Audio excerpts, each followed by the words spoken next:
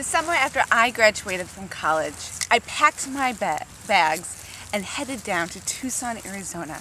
I knew that God was calling me to exciting adventures there. I was going to work with migrants as they crossed the desert into the U.S. And in that journey, they would often face death and terrible, terrible trials.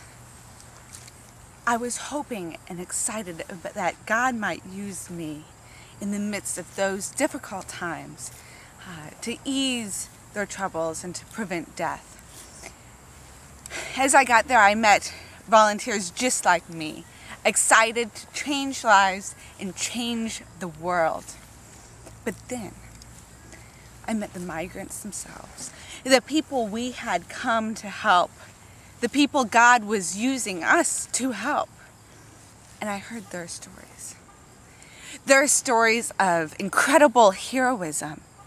Crossing the desert, they would come across strangers.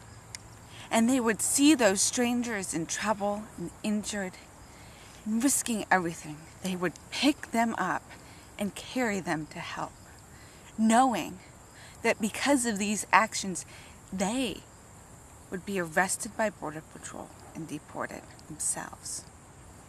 But they would do it anyway for these strangers. Why? Because God was calling them to work. God was using them.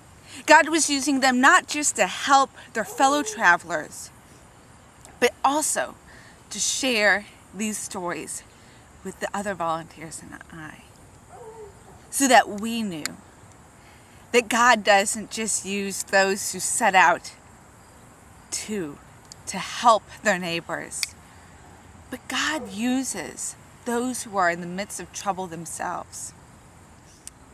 Please join me this Sunday at Aflame Worship. We'll be beginning a series on God's work in the world, and I will be preaching on the ways God uses unlikely people.